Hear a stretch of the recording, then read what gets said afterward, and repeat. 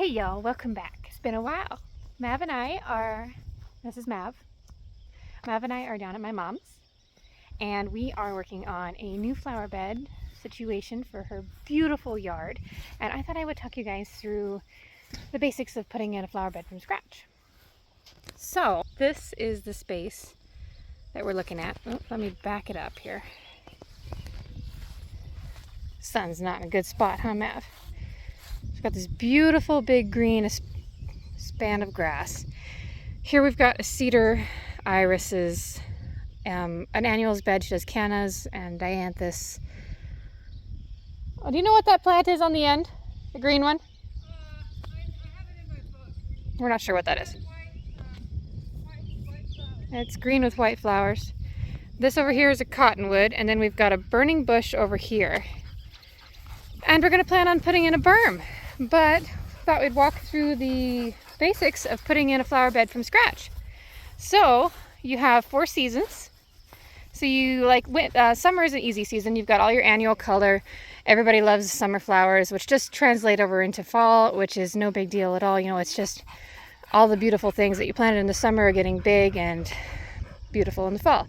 Your spring is when you have all your bulbs that you've planted come up, so that's fairly easy to plan for. You've got tulips, daffodils, all your pretty bulbs that pop up and be beautiful around Easter.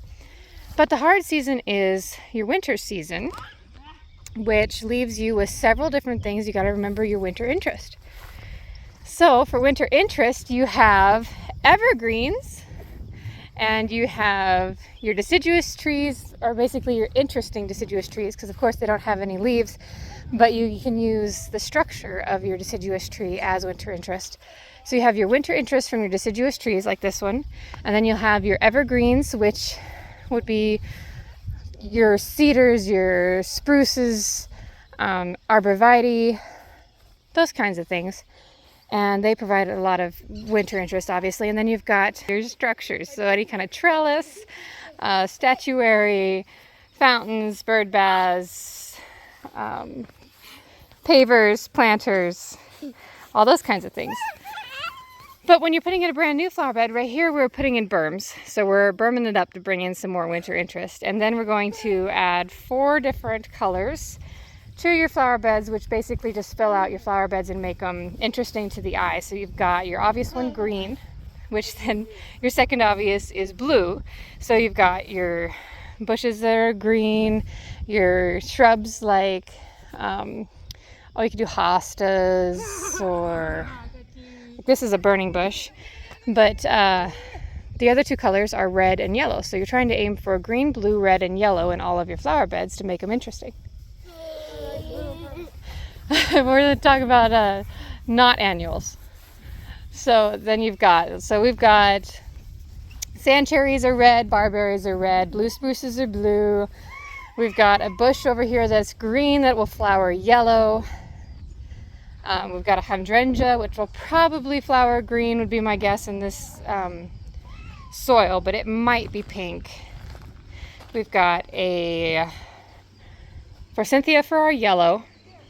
So this is a forsythia, a barberry for red, a hydrangea for green. We've got a cottonwood here that we're going to put in. This is a little purple fountain grass, which will be an annual. We got a weeping blue spruce for blue and for structure. This is the little bush that I was telling you about that is going to be green and yellow, a gold star potenia. Not sure on the spelling of that or the pronunciation. This is just a little blue spruce, which will get about 11 feet tall. It's a Cester dwarf. Got 2 of those. And then these are sand cherries for our red color.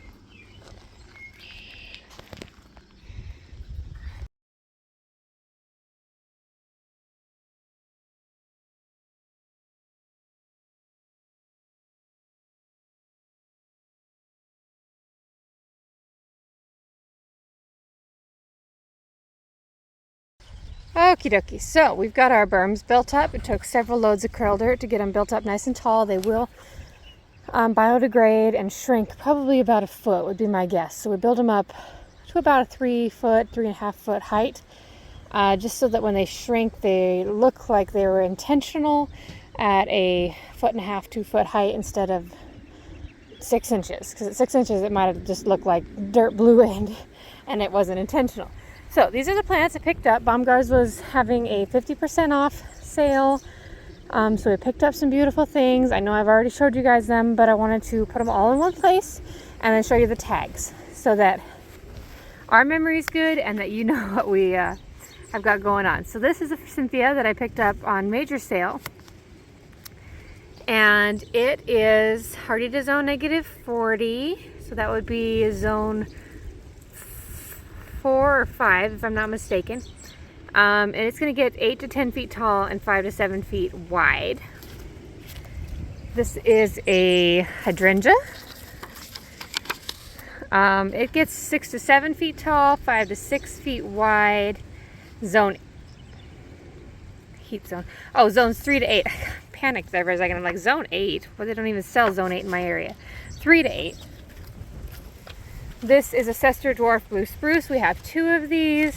These are zone 2. They get 11 feet tall and 5 feet wide. So nice small blue spruce. This is a Weeping Blue Spruce. I'm not sure it has a tag. It must. Oh, there it is. The Weeping Blue Spruce, it gets zone 3, 6 feet tall by 5 feet wide. So nice small blue spruces. It's hard to find small blue spruces in my area. So I jumped on those. These are a purple leaf Sanitary. One is for my house and this one is for Judy's. This is a zone 3. So yeah, zone 3 is -40. Height 6 to 9 feet tall. Space 4 to 6. So we will vary on on the big side because everything has lots of water here. It tends to get fairly large. This is just an annual grass. This one is a cottonwood, cottonless cottonwood. Here's our other Cester Dwarf. This one is the Gold Star Botania. This would be a zone 2 at a -50. 3 feet wide, 4 feet wide, 3 feet tall. And then this is a barberry. Rose Glow Barberry. 3 by 3, zone 4. And my mom is zone 4C, 5A, depending on the winter. So all these things will be really happy here.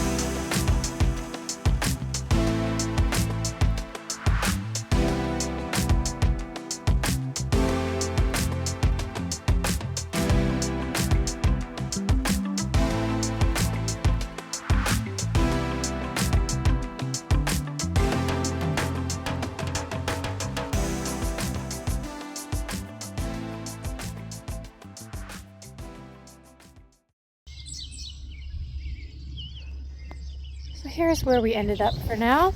It needs a lot more plants filled in. We've got several things around the yard to split, and we'll transplant them over here. But I got a few things split last night. These green ones turned out to be a White Wands Veronica. We looked it up in our book. So it's good to always have a gardening book so that you can remember what it is you've got. Transplanted some hosta. He's looking a little rough, but he's had some bad weather recently. But overall, Added a few annuals for color. Hose is still drug out. Mosquitoes are bad this morning. We had a rainstorm last night.